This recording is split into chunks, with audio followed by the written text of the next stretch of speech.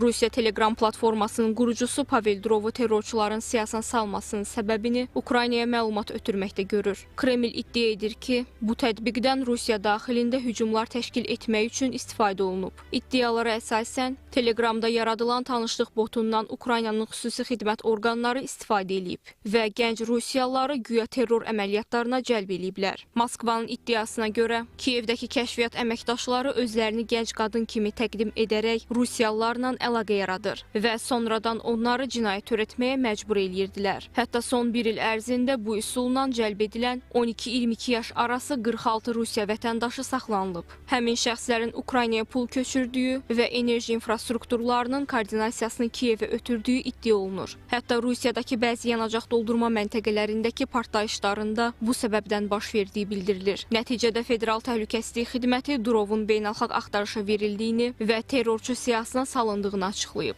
Buna cavab olaraq Durov Telegram hesabında Rusiya hökumətinin Talibanla olan fotosunu mem formasında yerləşdirib. The Guardian nəşri yazır ki, ölkənin müxtəlif bölgələrində fəallar platforma ilə bağlı məhdudiyyətlərə qarşı etiraz aksiyaları təşkil etməyə çalışsalar da, hökumət bu addımların qarşısını alıb.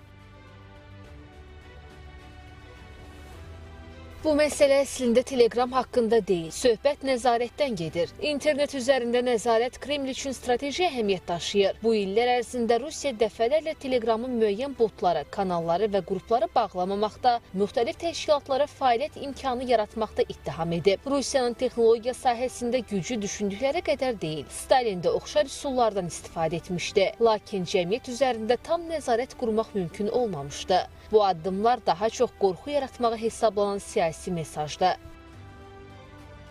Rusiyada doğulan Pavel Durovun ölkəsi ilə əlaqələrinin pozulması 2014-cü ildən başlayıb. O vaxt Kreml Durovdan müxalifət qruplarının silinməsini və Ukraynada Maydan etirazları zamanı həmin fəalların şəxsi məlumatlarını istəyib. Lakin o bu informasiyaları Moskva ilə bölüşməyərək təzyiqlər fonunda ölkəni tərk edib. Bundan sonra isə Kremlin nəzəri tamamilə Durovun üzərində olub. Rusiya hökumətinə məxsus qəzet hələ fevralda Durovun terrorla əlaqəli iş üzrə araşdırıldığını yazmışdı. Apreldə isə Durov Telegram kanalında onun 20 il əvvəl yaşadığı Rusiyadakı mənzilinə şübhəli adı altında çağırış vərəqəsi göndərildiyini paylaşmışdı. Onun sözlərinə görə bunun məqsədi şəxsi həyatın toxunulmazlığı və söz azadlığı hüquqlarını boğmaqdır. Maraqlısı budur ki, 2024-cü ildə Fransa Durova qarşı eyni addımı atanda Moskva Parisi tənqid edib.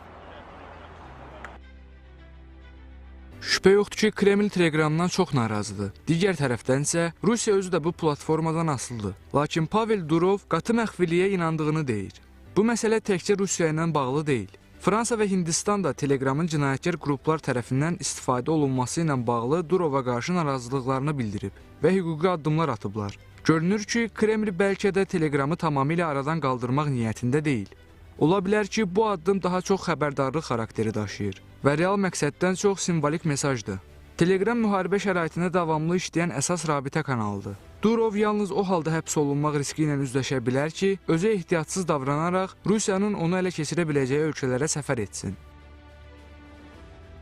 Rusiya xarici texnologiya platformalarına çıxışı məhdudlaşdırmaq və internet üzərində nəzarəti gücləndirmək istiqamətində xeyli addımlar atıb. Diqqət çəkən məqam budur ki, Moskva xalq üçün Telegrama giriş məhdudiyyəti yaratsa da, dövlət qurumları bu platformada hər gün paylaşım eləyir. Bu platformadan Rusiya və Ukrayna müharibəsində hər iki tərəfin rəsmiləri və hərbçiləri istifadə etdiyi üçün virtual döyüş meydanı kimi xarakterizə olunur. Beynəlxalq Polis Təşkilatı Interpol isə məsələ ilə bağlı şərh sorğusuna cavab verməyib. Məlumata görə Rusiya qırmızı bildiriş üçün müraciət etsə belə, bu prosesin qısa müddətdə başa çatması gözlənilmir. The Guardian nəşri yazır ki, əgər Durov məhkəmə qarşısına çıxarılsa və təqsirli bilinsə, onu ömürlük həbs cəzası gözləyə bilər. Lakin Durov Dubayda yaşayır və onun Rusiyaya təhvil verilməsi mümkün deyil. Çünki bu, Birləşmiş Ərəb Əmirliyinin biznes və texnologiya mərkəzi kimi nüfuzuna zərbə vura bilər.